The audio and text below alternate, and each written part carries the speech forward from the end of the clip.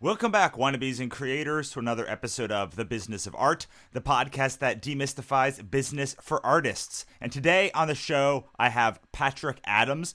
Patrick is a book architect who specializes in helping people bring children's books and books into the world. And before we get started, I wanted to let you know that I have a new book on Kickstarter right now called Pixie Dust. Pixie Dust is about a pixie monster hunter that gets betrayed, murdered, sells her soul to the queen of the underworld, and comes back as a zombie to seek revenge on the king that killed her.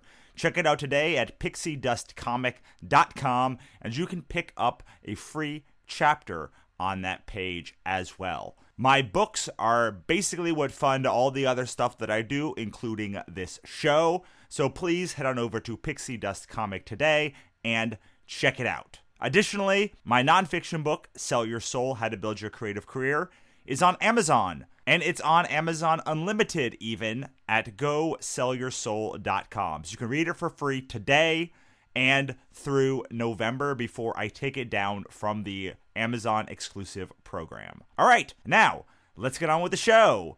Take it away, Patrick. Tell us what you're passionate about these days. So, first of all, thank you for having me on the show. It's an honor. What I'm most passionate about right now is helping other authors. They, especially children's book authors. You know, that's the first several books that I've put out are all children's books, and you know, going through the first one is intimidating because what I think you find with most authors or prospective authors, is that they have a story, and the story, you know, might be in you know, as complete a format. They might have had it edited, but to take it from a text story to a children's book is quite a process. And for me, that was a real learning experience as I went through putting my first one together. And, you know, it's a lot of trial and error. If you want to, you know, do it on your own, or if you want to try and put it in front of a publisher, you got so many things to think about and a lot of decisions to make. So as, you know, I went through this process several times and got used to the different elements of putting it together. You know, I joined Facebook groups and stuff like that, and you got a sense of, you know, different people at various stages of their creative process with it. And I just got to the point where I said, you know what, I know this well enough that I can start to help others. And I just actually published my first client's book. It's called Chocolate Milk. The author is Alexandria Rizik. I met her on Twitter, and she had just that. She had written a story. It was a cute story, an anti-bullying story, and she just sent me the text. And as I looked at it, I was able to, you know, just knowing how I put my books together, sort of pull the story apart and kind of think through the illustrations and stuff like that. But the whole way through the process, you know, I was educating her on it and so forth. And you know, that was a really good feeling. You know, it's as good as it is to see your own work come to life. To help somebody else is about an equal feeling there. I agree with that. So could you talk a little bit about the process from beginning to end when you get a script until it's through publication? Sure. So, you know, I think of it at the very beginning from a foundational basis, and, you know, what are some of the just general requirements for a children's book? So that's where you have your first options. You can either try and submit this to a regular publishing company, or you can self-publish. So, you know, for somebody who's never been through the process, that's something to consider. And so if they go the self-publishing route, which is where I really that's the field I play in, then what I do is I'll take the story, and depending on the length, and there does have to be a certain length, because if you go through a platform like CreateSpace, you know, there's typically a minimum page requirement. So as I worked with Alexandria on her book, I was able to take her story and break it out into essentially 20 pages.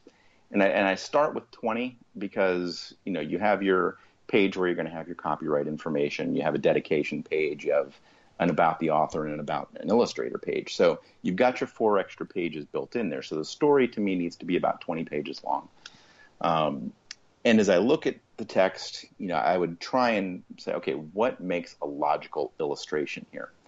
And that's where, you have another choice. How do you want your illustrations? So if you want like a half-page illustration accompanied by text, which is what I'd recommend, because children's books, inherently they're more picture-driven than text-driven, and the more pictures you have, the better.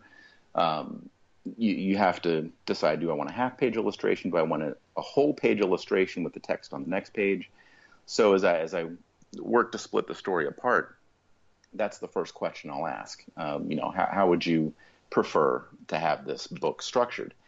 So if they choose the half-page illustration with text option, which I'd recommend, then it's my challenge to then pull apart 20 logical illustrations.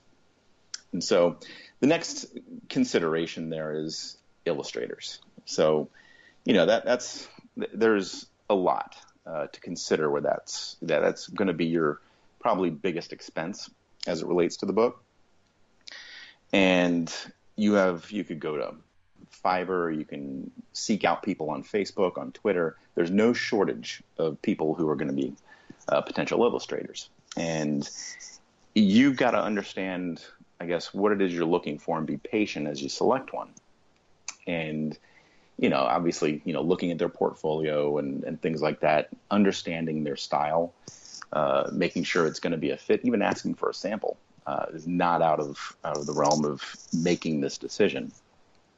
So with my client, I actually, one of the illustrators that I work with, I was able to represent him for her. And, he did some sample drawings for her characters in her book, which are cows. And she loved it. So, I was able to also provide the illustrator for her. So as I worked through this process with her, the illustrations, it came, like 5 at a time. I would, format it in the book. And that was another big piece of this whole process, was actually learning the book formatting. With my first book, I paid for all of that. I paid for the illustrator. I paid for the book formatting. I paid to have an ebook created, because I just didn't know how to do any of it. So one of the biggest things that I dedicated myself to learning was how to do all that, so that I could be that resource for writers. So sort of making myself almost a one-stop shop here. So as we proceeded through the book and I got the illustrations in, I was able to, start essentially the version of her book that would become the final one. And, just kind of shared it with her as it went along, making sure she was okay with it and stuff like that. And we eventually got to 20 illustrations. And I could see, as we rolled through this process, how excited she was getting at seeing this story, which she wrote actually when she was in high school, really come to life with illustrations and things like that. Cool. And how long did that process take? So this probably about a month and a half to 2 months total, which, up front, I let her know the illustrations were going to be the longest haul in this. And, while we were doing that, I was having her work on, okay, think about what you want to say as, about an author. Think about your dedications, think about, where do you want this? Do you want an ebook? So we were able to sort of, while the illustrations were being done, knock out the other elements of it. And also during this process, things that, you find out, maybe but don't necessarily think about as you go into a book, getting it copyrighted, getting an ISBN number, things like that. So I bought myself a stock of ISBNs, about a year ago, just to have them for my own use. But I was able to, have a supply of those. So I was able to get her ISBN for both her paperback book and her ebook. And then she worked on, getting her sort of description of herself, her inspiration for her book, all those kind of things in place while we waited for the illustrations. And then another big consideration for her was, okay, the front cover. And so that I always kind of keep that illustration for last, because you get the rest of the book into place, you develop the characters, you kind of have their personalities come out, and then you want the front cover of the book to just be spectacular. And so I really worked with her on, how do you want this to appear? what sort of, to the point where how do you want the title to appear? Is there a specific font? Is there a specific design? Things like that. Cool. And when did this book launch? So it was actually released on the 25th. And how did you plan? Did you plan the book release for her, or could you talk a little bit about how you plan the release of one of these children's books? Absolutely. Yeah, and there's two different considerations here. So, as I said, I worked with her on this one through CreateSpace. And so I love CreateSpace because it's free to put a book on there. There's other options. Ingram Spark is another one.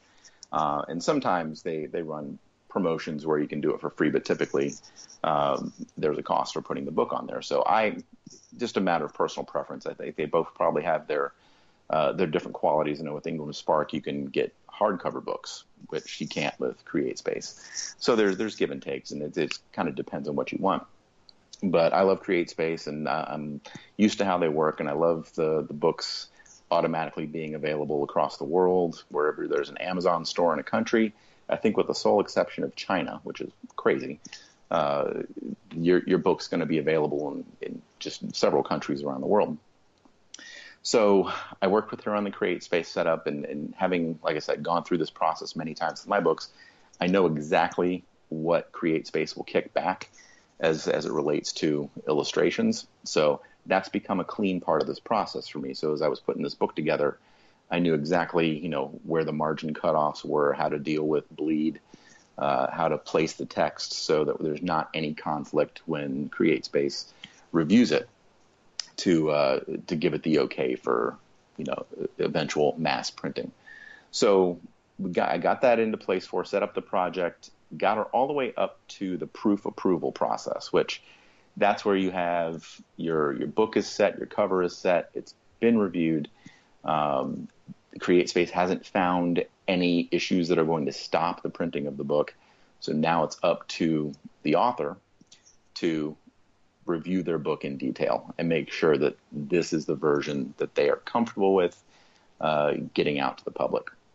So I got her to that point. And once the proof review is done, as soon as you say, yes, I'm good with this proof, your book is going to be available. Sometimes it takes CreateSpace a couple of days to get it out on the Amazon sites, but it's available immediately in the CreateSpace store. So as I found out when Alexandria wanted her book to be released, and I asked her, is there a specific date you want to target?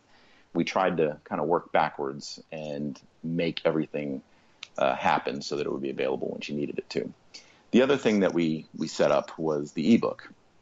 Now, ebook process, which I haven't really gotten into yet, that was probably the most complicated thing for me to learn. That, with my first couple of books, the way the illustrator did the illustrations was it spread over 2 pages. So, and the illustrations were fantastic, but that made it really hard to convert to ebook. And so without knowing a thing about it, I kind of left it in others' hands to do for me for the first few books. And then I found this program called Calibre. And Calibre is the software that you can download. It's free. And you can download, and it's like an ebook reader. But more than that, it's an ebook editor. So it allows you to upload a PDF file. And from that PDF, you can create an EPUB file or a MOBI file, which is what Kindle Direct Publishing or Draft2Digital or any of these companies that will host the ebook, that's the format they're going to need it in. And so the hard part comes in is understanding how to format a book in, let's just say, EPUB format, because EPUB can convert to MOBI as well. So that was hard. And so I found a couple of different programs that I have to kind of use right now in concert with each other. At least I do this because it works for me. But the first thing is essentially getting your ebook to look like your children's book. And that means creating page breaks, making sure that the illustration on your ebook page is going to fit with the text. And then doing that so that there's very little difference between the paperback version of it and the ebook version of it. So in using the programs that I did, I was able to teach myself ultimately how to create and edit an ebook. So as I was doing that for her as well, we went through KDP, which is Amazon's site for Kindle. And simultaneously, while setting up the book on CreateSpace, I was setting up the book on the Kindle site as well. That led to another option, which, again, it's truly author preference and how widely they want their ebook distributed. In this case, you can go with Kindle Direct Publishing Select, which kind of makes your ebook exclusive to Kindle. That opens up some options for you as far as potential royalties coming from people who are using who are reading your book online. They're a part of the Kindle Unlimited program where they can essentially get ebooks for free. But if you're a part of Kindle Direct, then you would get some royalties off of that. So you can choose to be part of that, or you can choose to go with multiple platforms. So there's Nook, there's Kobo, there's Page Foundry. There's a lot of other options for the different types of readers that are out there. So if they're going to go with that, then I would do an ebook setup in both Kindle, but also use Draft2Digital, which is what I found to be a great option, as they sort of represent all of those other formats that you can put an ebook in. So you think it's worth the 10% that Draft2Digital takes in order for them to put it wide for you? Me personally, I started off with both because I just wanted as wide an option as I possibly could for anybody who had any kind of device. But part of me also wanted to test out this Kindle program to see. So while I stopped actively promoting on the others, I decided to go ahead and give this Kindle program a try. And so as I work with clients, that's kind of the thing I would stress to them, is that this is completely your choice, and you aren't locked into any term. You aren't locked into contracts or anything. You have the ability to experiment with this and find out really what works for you. If you really want to target your audience to Kindle users, anyone who's got a Kindle out there is going to be, can use hashtag Kindle or things like that. They're going to be looking for available books on Kindle. So as an author, that's just kind of a decision you have to make. And I go into this with clients trying to just throw out all of the facts, not come in there with any sort of prejudged notion based on my experience. But I was like, whatever's going to work for you. You may end up having 200 friends that have Nook, and they're going to want your book on Nook. So it's all based on what your situation is. Right, but do you find so there's other wide distribution platforms besides Draft2Digital, and Draft2Digital takes 10% of the revenue that they make in return for putting you wide. And I was just wondering, do you think Draft2Digital is worth that 10% that they take? I don't really have a hardcore opinion on that. It really, no. 10% seems a bit steep for an ebook, but I also didn't go much further beyond Draft2Digital. So it's probably incumbent upon me to go out there and see, especially if I'm going to be relaying this information to clients, what other options are there out there? Just much like the CreateSpace versus Ingram Spark conversation. What are the pros and cons? What is Draft2Digital going to do for you that these other platforms aren't? What's the benefit to each? Well, there's also the ability to go right into KDP and do a paperback on KDP, which has its own advantages as well. Right. So there's a third option, and even though you can't buy the book wholesale on KDP, it does go to all of the rest of your numbers. So CreateSpace doesn't when you go to CreateSpace or Ingram Spark, it doesn't count towards your ranking anywhere. But because Kindle is publishing that book, it actually counts towards your rank and your Kindle, and everything inside of the Kindle store is self-contained. So where you can't buy a book for, let's say, $3, it does help your rank if someone buys the paperback, as opposed to when you're on Kindle Spark or Ingram Spark. It doesn't do anything. It's its own platform. Right.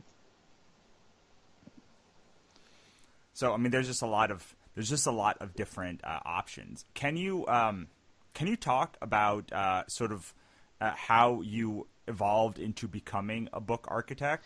Yeah, sure. So, as I said, back in 2014, when I first kind of conceived my idea for my children's book, that kind of set me down a path of learning the self-publishing industry. So I made that early decision that I wanted to self-publish, and my thought process behind that, and this will be an example of how one story can kind of stick with you as you kind of make decisions in your own sort of career or your passions or whatever. But I was friends with a guy in this group that I was volunteering for in Project Management Institute, and he and a partner had put out a book through a publishing company several years prior. And that publishing company decided they're going to stop printing that book and stop making that book available. So to get that book back, because they wanted to re-release it through their own company now, they had to pay a significant amount of money. Now, back then, like I said, that was several years before I got into it. But as I started to approach, my attempts at writing and kind of coming up with the story, that sort of tilted me towards looking into self-publishing. Another thought I had in my head is, I wonder how many, and you can postulate on this after I talk about my sort of journey here, but how many potential authors who had a great story and a great vision that got shot down by publishing companies never proceeded to get their work out there. So that's just a kind of a thought for later. But as I kind of put my first book together, I'd written the story, much like Alexandria had done. I had written my story. It was a cute story about my really starring three of my kids and a magical stuffed animal. My daughter, who was 9 at the time, just as a stuffed animal lover, and she had this one in particular that she named Lisa. And it was just always an ever-present stuffed animal with her, and she kind of treated Lisa like she was a living creature and so forth, and talking to her, playing games with her, and stuff like that. So that sort of set the idea in motion as far as the characters. Now, the other thing you're going to get to know about me as we keep talking here is that I am a complete travel nut. And I love everything about travel. It's one of my biggest passions in life. I got started with it at a very, very young age. And it's just a childhood thing that really stuck with me through to this day. So those sort of inspirations and influences combined led me to conceive the general layout and story of the book, which is, three of my kids, the magical stuffed animal, and locations around the world. So I started my story in England. So I wrote the text not knowing anything about the format of how a children's book should be done, not knowing how many pages it should be, not really at that point even knowing what platforms were the best. So that first book, I just learned, and I did a lot of research. I got knowledgeable about, this is how many pages a typical book should be. I sought out illustrators, maybe didn't spend as long as I should have on the illustrator, but I lucked into a really, really good one right off the bat. And so as that first book came together, and I learned about ISBNs, and I learned about copywriting and things like that. Yeah, that kind of stuck with me as I went into the second book. And so that process for me became a lot easier. I knew exactly how to write the story. I knew exactly how to write up the designs for illustrations, grabbed my ISBNs, did my copyright, and got it out. By the time the third book rolled around, it became much simpler.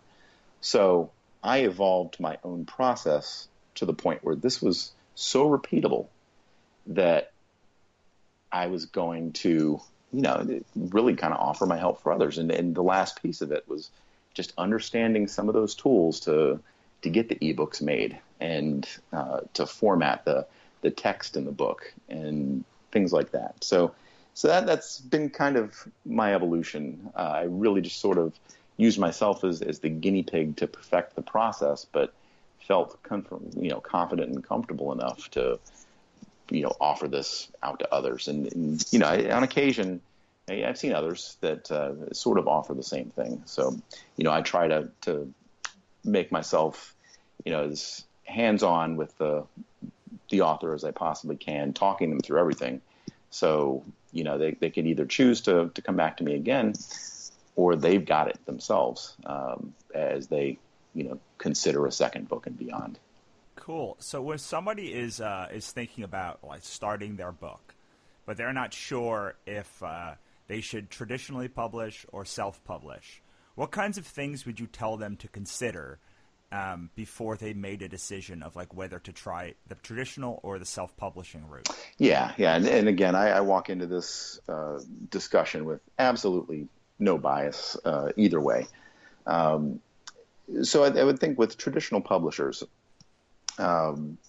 what I would say, if that's the route that they want to go, is really to do a lot of research into the submission requirements for these publishing companies, look at their process, look at other books that they've published, look at illustrators maybe that they work with, just kind of get to know it. And if you're gonna, submit it, don't just do a one and done. Find multiple that think might be a good fit, but just look at their submission requirements carefully and make sure that you're buttoned up before you submit this off to them. Because I personally don't have the experience with a traditional publishing company, but I think where it comes to things like marketing and production of the book and even providing illustrators that would work well, there's a lot of advantages to using them. On the self-publishing side, I would say that while you craft the vision, you really control it, be careful that your book again is very, very buttoned up. Editing, get it. Do a lot of sort of testing your book with the market and. Get some beta readers and just some of those things that you're going to want to make sure of. You're not releasing a book that's obviously got errors or grammatical errors or things like that. So if you're going to self-publish, you got to really be buttoned up where that's concerned. That being said, that really offers you full control over your book and your vision. And that's a pretty powerful thing for an artist to hear, to have control. You hear sometimes past bands wanting control over their music and stuff like that. So it's just, if it's something that you're creating or it's your vision or something like that, it's a powerful thought to know that you control the process and you control the direction of your art. Absolutely. I agree with that statement wholeheartedly. And I suppose what I want to talk about is actually launching this book and getting people to buy it, because I don't know much about kids' books. I've done 2, and they have not been the most successful launches of my career. Yep. So could you talk a little bit about convincing people to buy your children's book? Because what I found is that you have to have, when it's an adult book, you're having a conversation with the buyer. But with a children's book, you just have too many conversations and too many things to go wrong. So could you talk a little bit about convincing people to buy a children's book? and what goes into it? Yeah, and we preface this by saying there's a lot of competition where children's books are concerned, and a lot of different topics that can be covered. And it's preparing something for a launch and things like that. I think it really boils down to, and this is an area where I myself have room to grow, and that's understanding the marketing side of it.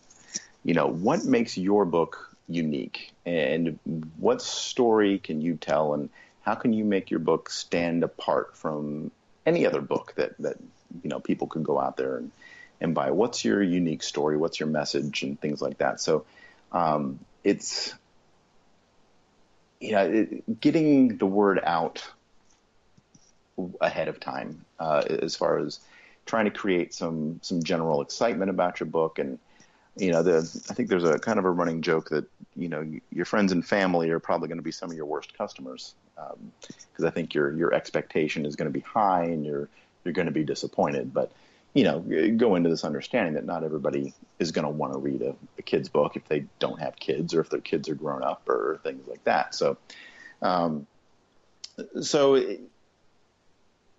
it depends on what kind of network you've already built. So if I could go back and do things differently, because my first book, when that went out, that's actually been my most successful. It's the ones that have followed that is it's really kind of how much word can you get out, and how can you get yourself out there, and to book shows and things like that, and sort of organically grow and get the word out there. A lot of that is based on how much time the author has to really commit to it.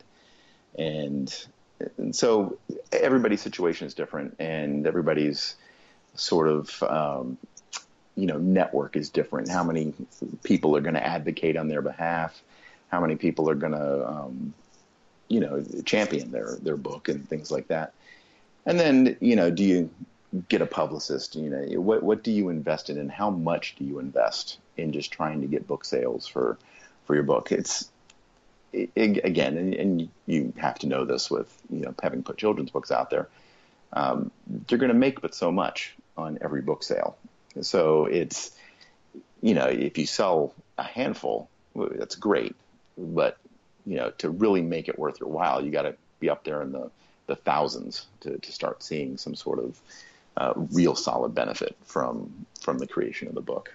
Yeah. I mean, I like the thing you said about your parents and family and friends being your worst customers, because they're not all going to buy your book, and then you're going to get bummed out that not everyone buys your book. But I mean, the truth is, almost everybody that sells a book, that launches a book, will sell less than 100 copies. Mm-hmm.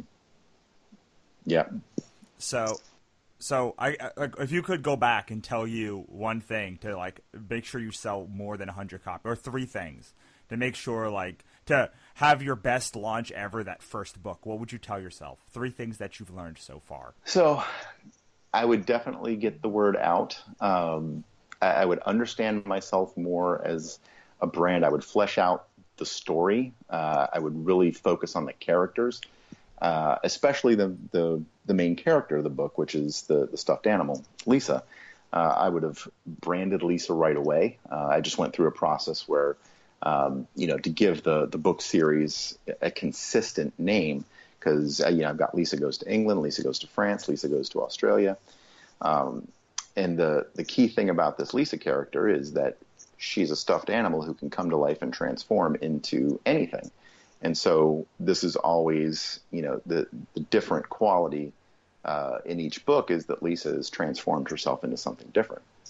So I would have tried to have built a community around this character before I even launched the first book, and just tried to generate some excitement around, hey, this is what I feel is going to be a unique character in children's book lore.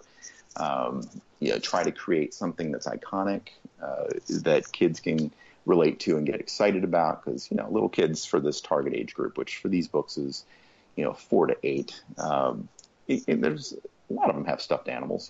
All of my kids did. So I would imagine that that's such a a booming industry that everyone can relate. And, what more when your stuffed animal can come to life and go on adventures with you? So if I could go back and just prepare, I think, that first launch months in advance by creating some buzz around this character and, maybe even starting her own Facebook page and starting her own Instagram page and things like that to get people interested, to start to tell a story, to even lay some background as to what the character was. That's what I would go back and do differently. Just to see, with a potential built-in audience, how well would that first book have gone, and then how well would the subsequent books have gone if I already had an audience built in who wanted to hear that next or wanted to read that next adventure, to see what Lisa turned into in the next country, wherever that country or city was that they're going to next. So just kind of creating that buzz. And there's always, at the end of this book, a hint towards the next adventure and things like that. So that's the kind of thing I would do. So I was even advising Alexandria about it. She's got a main character in her book, which is a cow named Star. And I said, hey, this is your main character. This is the one that, is kind of the star of your book. And even going so far, and this is something I just did recently, and probably should have done it with the first book, but I was kind of waiting to see how far I got into this. Have a stuffed animal made or something like that. I actually went through Budsies and had a stuffed animal of Lisa in her original form, the prototype made. And, it's those kind of additions that if I went to a book show that, I was trying to sell this first book, but I also had some swag to go along with it, like the stuffed animal already created or something like that. It's stuff like that I probably could have launched myself maybe a little faster. Awesome. I always say that launching is pre-launching, so once you hit that launch button, it's basically you've already won or lost. Yep. All right, so we need to work towards wrapping up. What do you have coming up? What is your next project that you're working on? Sure. So in addition to the Amazing Lisa book series, I also have a book series about my daughter Rhythm. And this is a book series called Rhythm's World.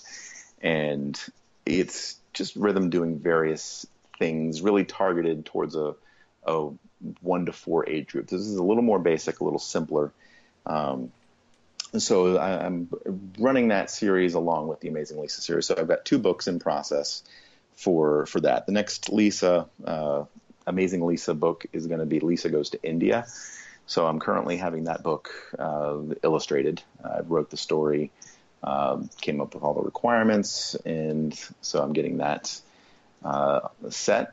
Hopefully should be out. I was trying to target before Christmas, but not sure how realistic that is. I think I might want to focus on the ones that I have out already leading up to Christmas. And then the next book starring Rhythm is going to be a series of books, and it's called Rhythm's World Tour. So again, you can see the travel element really coming out here, but it's just going to be sort of a book to teach kids about different places and starting with North America. So I picked out several landmarks in across Canada, the United States, and Mexico, and that's going to kind of be the theme of that book with Rhythm in all of these places. I'm considering going to doing an interactive blog based on another book that I wrote, a full-length book, but I may turn it into a blog series instead called Diary of a Travel Man, and that would be my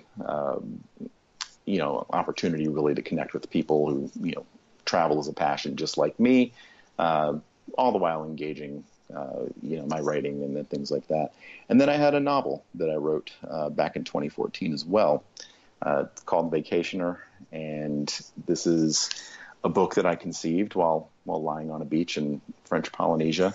It's just one of those things. I'm not sure if it's because I was so relaxed or just loved the scenery and background of French Polynesia, but a story just hit me that was really focused on French Polynesia. So that book right now is in developmental edit, and I'm targeting that next year. So I got to think of myself as I go through all these projects, and the various versions of myself. There's the children's book author, there's the novelist, there's the book architect, the blogger. So it's all a matter of just trying to come into my own with my own brand, and so that's sort of my task for the remainder of this year as I really try to launch a huge 2018, trying to make that the difference maker of the year. Awesome. And why should this is where I let you pitch yourself, and why should people work with you if they have a book? So, having gained the knowledge of the process, from soup to nuts, I can be there for you. If you've written your story, even if you haven't written your story, I'm really hands-on. Like I said, I have empathy. I've been through this process. I've had a vision that I wanted to see come to life. I can put myself in their shoes. So as you work with me, you're going to find somebody who's just as excited as you are about getting your book out there, because I know the feeling. And it's to see something that you've created or, that started off as a vision, it's just one of the greatest things in the world. So you're going to find somebody in me who's engaged, who's going to, get you immediate feedback, immediate answers to your questions, is going to tell you in detail what the next steps are, and work with you to make sure that it's exactly how you want your book to be, so that the product that you can take out and, again, market however you're going to want, that you're proud of it, and that you're happy that you've worked with me. Awesome. And now, as the last couple of things, this is when the people that have been tuned out drawing and writing come back and they listen to you for the next few minutes or a few seconds, and you impart to them the one thing you want them to take away from this today. It can be something you've already said or something that you haven't said yet, but what piece of advice do you want them to remember as they leave this conversation? Sure. So if you have a vision, if you've got something that's stuck in your head that maybe you aren't quite sure how to get it out, how to make it happen. And, I'm speaking to children's book authors, or if you want to write a novel or something like that, is just do it. Your vision, it's something special to you. It's something that's going to make a difference in your life if you see that come to life. So you have a message, you have a story, you have a character, you have a vision, you have something that's educational, you have something that's entertaining. Get it out there. There's never been a time probably where you've had more opportunity to get your work, your vision, your art into the marketplace to be discovered, and you never know what it could lead to. You never know who's going to stumble upon it. You never know who's going to get behind you. It could be a life changer, and it's because you took the steps to make it happen. Awesome. And finally, where can we find you online? Sure. So my website is patrickadamsbooks.com. I have a couple of Facebook pages. I have a regular page, but I also can be found at Patrick Adams Books. That's my main business Facebook page. I also have a Facebook page called The World of Rhythm, which is dedicated to the books and the blog about my daughter. On Twitter, I am at Pat Adams Books, and on Instagram, I am Patrick_Adams_books. Awesome, man. Thank you so much for coming on. Thank you. All right. So that was my episode with Patrick Adams. I hope you enjoyed it. If you did, go find him online and tell him so. Also, don't forget to subscribe, rate, and review our podcast on iTunes. Check out my new nonfiction book at GoSellYourSoul.com and my new Kickstarter, Pixie Dust, at PixieDustComic.com. Have a great day, wannabes and creators. I will see you next time.